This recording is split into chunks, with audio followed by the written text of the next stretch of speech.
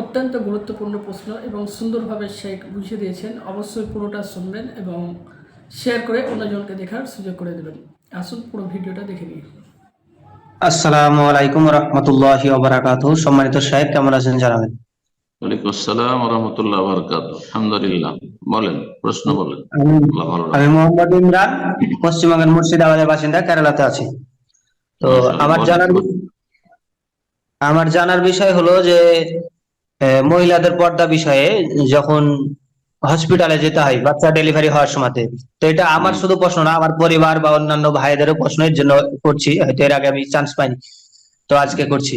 তো অনেক সময় দেখা যায় যে কোনো মহিলা পরিপূর্ণভাবে পর্দা করে কিন্তু বাচ্চা হওয়ার সময়তে কোনো পরিস্থিতি থাকে না, এই কারণে যখন যাই বাচ্চাটা ডেলিভারি করার জন্য, তো তখন পুরুষ ডাক্তারের মাধ্যমেই করতে হয়। মহিলারাই করে কিন্তু পুরুষ ডাক্তাররাই সবকিছু করে, চেক আপ থেকে শুরু করে বিভিন্ন, তো এখানে পর্দার খেলাপ হয়।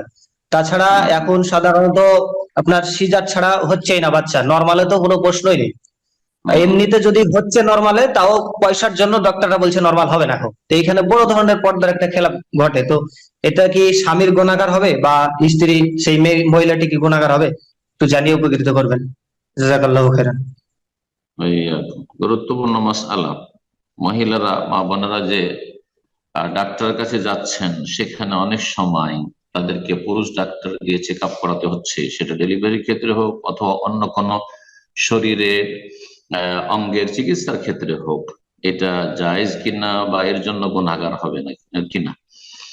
তো এই ক্ষেত্রে বলবো, প্রথম কথা, যথাসাধ্য আল্লাহ যেহেতু বলেছেন ফাত্তাকুল্লাহ মাস্তাতাতুম সূরা তাগাবুনে, যথাসাধ্য আল্লাহকে ভয় করো। নবী সাল্লাল্লাহু আলাইহি ওয়াসাল্লাম বলে, যা আমারতুকুম বিআমরিন ফাআতু মিনহু মাস্তাতাতুম, তোমাদেরকে যখন কোনো নির্দেশ দেব, হিজাব পর্দা নির্দেশ দিয়েছেন, বেগানা পুরুষ থেকে দূরে থাকার নির্দেশ দিয়েছেন, আহ তো ফাআতু মিনহু মাস্তাতাত, যথাসাধ্য সেটা পালন করো, বজায় রাখার চেষ্টা করো। জি। তো আল্লাহ রাব্বুল আলামিন যেন তৌফিক দান করেন। এই ক্ষেত্রে প্রথম করণীয় হচ্ছে, যখন কোনো মহিলাকে চিকিৎসার জন্য নিয়ে যাবেন বা মহিলা চিকিৎসার জন্য যাবে, মহিলা ডাক্তার খুঁজুন। মহিলা ডাক্তার যদি মুসলিম হয় এক নাম্বার, না হয় অমুসলিম। মুসলিম পুরুষ ডাক্তারের তুলনায় অমুসলিম মহিলা ডাক্তার উত্তম। 2 নম্বরে স্থান হচ্ছে মহিলা চিকিৎসার জন্য অমুসলিম মহিলা ডাক্তার, মহিলার চিকিৎসার জন্য।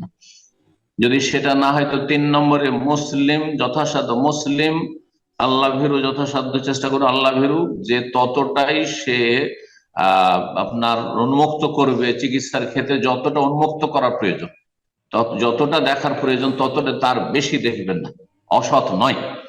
এই রকম যথাসাধ্য চেষ্টা করে এমন মুসলিম পুরুষ ডাক্তারের কাছে চিকিৎসা করেন, এটা হচ্ছে 3 নম্বর স্তর। সেটাও যদি না পাওয়া যায়, কোনো মুসলিম পুরুষ ডাক্তারও পাচ্ছেন না, তাহলে তখন অমুসলিম পুরুষ ডাক্তারের কাছে যাওয়া যায়, যেটা 4 নম্বর স্তর।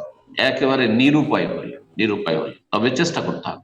তারপরে আপনার কাছের কাছের শহরে আপনার হয়তো ডাক্তার পুরুষ ডাক্তার, কিন্তু একটু দূরে গেলে অথবা একটু বেশি পয়সা খরচ করলে, আর আপনার পয়সা আছে আলহামদুলিল্লাহ, এমন নয় যে অভাবী মানুষ, মহিলা ডাক্তার পাবেন, শুধু মহিলা ডাক্তারদের ডেলিভারি হচ্ছে, তাহলে জায়েজ নয়। কারণ ফাত্তাকুল্লাহ মাস্তাতাত, যথাসাধ্য আল্লাহকে ভয় করার খেলাফ কাজ করলেন আপনি। আল্লাহ রাব্বুল আলামিন তৌফিক দান করুন। এই ক্ষেত্রে যদি নিরুপায় হয়ে পুরুষ ডাক্তারের কাছে প্রয়োজন মোতাবেক চিকিৎসা করে, তাহলে যারা চিকিৎসা করাবে তারাও গুনাহগার হবে না, আর চিকিৎসকও গুনাহগার হবে না। তবে চিকিৎসক যদি জানে যে মহিলা ডাক্তার আছে বিকল্প, তাহলে বলে দেবে যে মহিলা ডাক্তার আছে, তোমাদের মহিলা পেশেন্ট মহিলা ডাক্তারের কাছে নিয়ে চলে যাও। যদি আল্লাহকে সে ভয় করে, একজন মুসলিম পুরুষ ডাক্তার হয়, তাহলে বলবে যে মহিলা ডাক্তার যেহেতু এই কাজের জন্য আছে, তার কাছে নিয়ে চলে যাও। হ্যাঁ, দুনিয়াদার হবে না, পেট পূজারি হবে না। আর তারা যে এক শ্রেণীর মানুষ, এক শ্রেণীর চিকিৎসক রয়েছে, যারা সুস্থ মানুষ, যার কোনো সিজারের প্রয়োজন নেই, তাকেও সিজার করে দিচ্ছে। তাদের অনিষ্ট থেকে আল্লাহ রাব্বুল আলামিন মা বোনদের হেফাজত করেন, মহিলাদের হেফাজত করেন। জি।